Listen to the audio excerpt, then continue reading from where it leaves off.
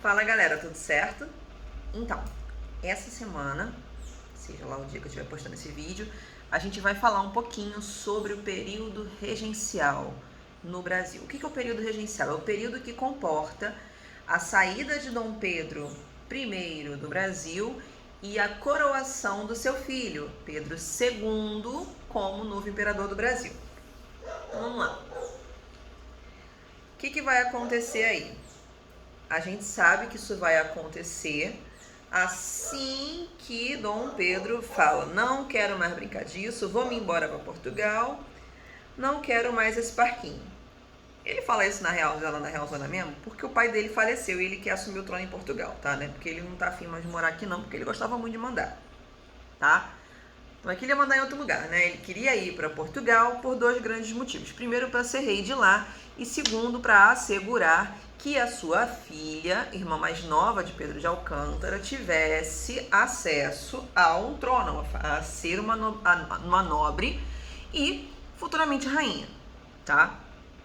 Então, vamos lá. Eu tô com uns slides prontos aqui, que eu achei na internet. Eu vou colocar na descrição o link para vocês acessarem, né? Que aí você consegue fazer as duas coisas.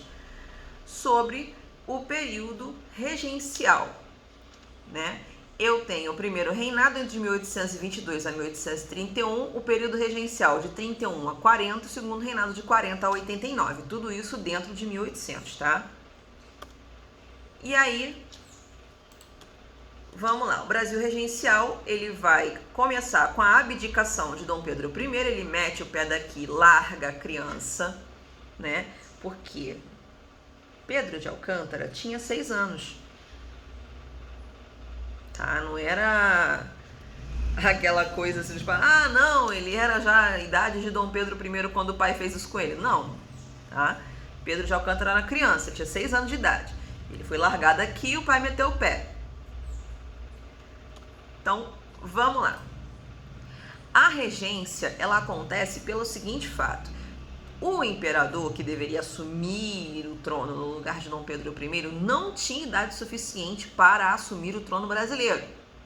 E aí, essa galera do legislativo, tá, tinha que assumir o governo enquanto o imperador estava saindo das fraldas, enquanto o imperador estava crescendo e aprendendo sobre política. Então, esse camarada tinha que ser alguém do legislativo, dentro da política brasileira. Então, no começo eu vou ter a regência trina provisória, que eles vão fazer o famoso test drive, né, para ver se funciona. E aí depois vai ser a regência trina permanente, que de permanente não tem muita coisa, porque vai mudar logo depois. E aí vai para regência una. A gente tem 2 regentes unos aí, não muda muito também não, tá bom? E é dentro desse período que vão acontecer as revoltas nas províncias, mas isso aí é papo para mais para frente, estou dando spoiler, tá? Já estou no slide de número 6 aqui, né, do slide que eu vou colocar para vocês poderem acompanhar comigo. Aqui os primeiros tinham muita imagenzinha, muito esqueminha que eu vou explicar mais para frente, então não tem necessidade de eu me parar nele. Então vamos lá. A regência trina provisória, eu vou ter aí a primeira regência, como vai ser Francisco de Lima, que é membro dos militares, Carneiro Campos, que é do Partido Conservador, e Nicolau Pereira, que é dos liberais. Vai durar aí mais ou menos entre abril e maio de 31, pra você ver como rápido foi, né?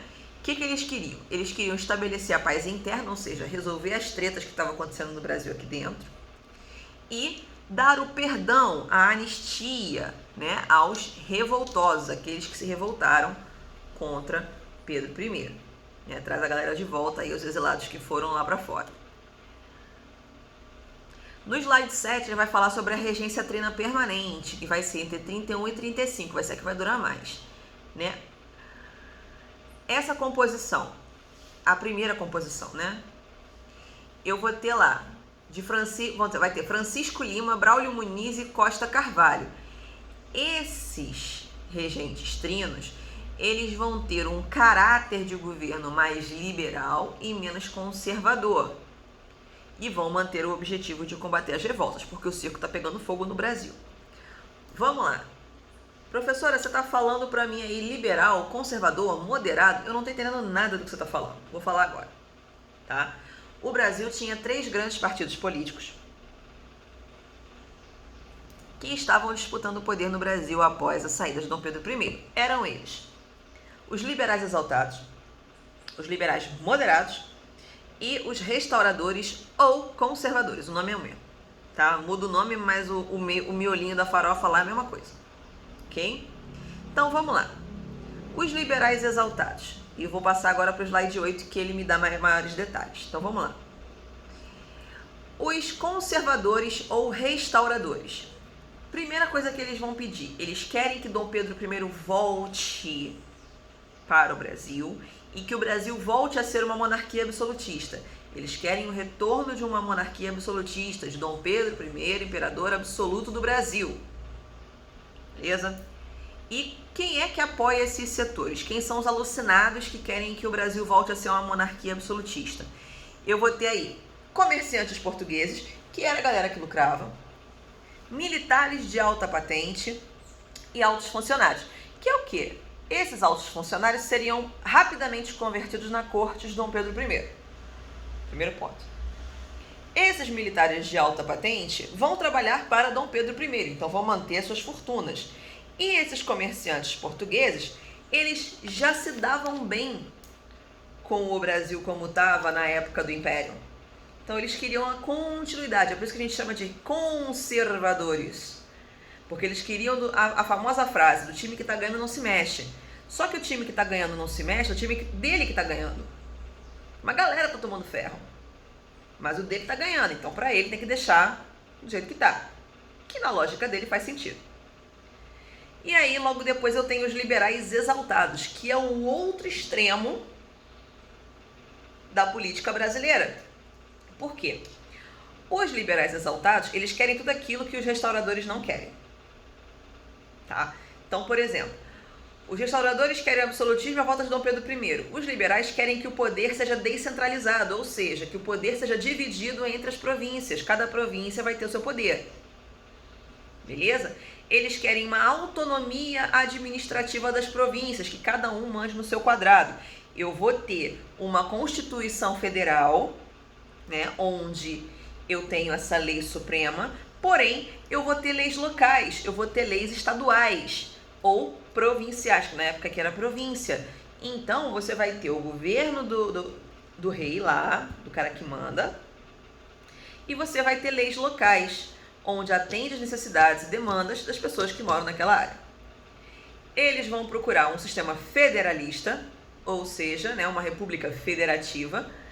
E aí, meu amigo, a vaca vai pro brejo com as 4 patas, porque eles querem que o Brasil seja uma república. Eles querem que o Brasil deixe de ser uma monarquia, que nós possamos eleger um presidente para governar o Brasil. Quem é que quer, né? Qual é a galera da população que quer isso? Vão ser os profissionais liberais, pequenos comerciantes, funcionários e militares modestos. Ou seja, a burguesia, né? Aqui é o que a gente conhece como classe média hoje. Então, são eles os liberais exaltados, certo? E aí, eu vou ter por último, mas não menos importante, que eu já comentei com vocês, inclusive, os liberais moderados. O que os liberais moderados são? O meio termo da coisa. É aquele teu amigo que tenta agradar você e aquele cara que você não quer ver pintado de ouro. Tá certo? Então, o que os liberais moderados vão querer? Vão querer a unidade territorial, ou seja, juntar tudo numa coisa só, sob o comando de uma monarquia, tá? Eles são a favor da escravidão e da ordem social, porém, eles querem que as províncias tenham poder. Então, é mais ou menos como se eles quisessem a monarquia, mas o poder monárquico não fosse absoluto. É basicamente o que a Inglaterra tem. Eles querem uma monarquia constitucional, tá? Quem são os partidários aí dos liberais moderados? São os grandes proprietários rurais, são os grandes latifundiários, os grandes donos de terra das províncias de São Paulo, Rio de Janeiro, Minas Gerais e de todo o Nordeste, tá? A galera que tem grana, tá? Grandes latifundiários, grandes proprietários rurais, grandes senhores de terra. Beleza? Vamos lá. Em 31, o governo vai criar a Guarda Nacional, onde qualquer homem, né, entre 21 e 60 anos, com uma renda de 100 mil réis, pode participar, pode se inscrever. E, nesse período, o governo vai entregar para os fazendeiros mais ricos a patente de coronel da Guarda Nacional. É daí que mais lá para frente, spoiler do conteúdo do ano que vem, que você vai aprender sobre o movimento conhecido como coronelismo. Guarda essa palavra aí, que você vai ouvir sobre ela no ano que vem, ou no conteúdo, né, sobre Brasil República. Aqui no slide 10 é uma imagenzinha da Guarda Nacional. Slide 11, eles queriam obter o controle da população. Lembra que eu falei que desde o começo eles estão tendo problemas nas províncias? Então, por que eles estão tendo problemas nas províncias? Eles estão achando, né, as pessoas, a população como um todo, está achando que vai rolar um golpe de Estado. E que o governante, o soberano de direito, que é a criança, não vai ter a chance de assumir o governo. E isso começa a insuflar possíveis revoltas, tanto a favor de que a criança não assuma, quanto a contra, querendo que ela assuma. E aí, caos. Pensando nisso, o governo vai criar o que a gente chama de Ato Adicional de 1834. E aí vai haver a terceira mudança na regência aqui no Brasil. Então vamos lá. Estamos falando aí do Ato Adicional de 1834. Primeira coisa que ele vai fazer, ele vai modificar a regência. Agora, ao invés de regência trina, vai ser regência una. Então, ao invés de 3 pessoas, uma só. Segunda mudança, esse cargo de regente, ele só vai durar 4 anos. Você vai lá, fica 4 anos como regente, e depois tu larga a cadeirinha aí para outra pessoa pegar, né? Tá tipo lá, 4 anos, beleza, parceiro, valeu, satisfação à família, próximo. Certo? Outra mudança que vai acontecer com o ato adicional, o poder moderador vai ser temporariamente suspenso. Ou seja, ninguém vai ter acesso ao poder moderador até que a pessoa que realmente tem acesso ao poder moderador tenha a idade e capacidade mental de fazer uso dele. Então, poder moderador, suspenso. E por último, mas não menos importante, esse ato adicional de 1834 vai criar as Assembleias Legislativas Provinciais, ou seja, assembleias locais, ou seja, uma em cada província, e são elas que vão legislar as necessidades, gastos, despesas daquela província.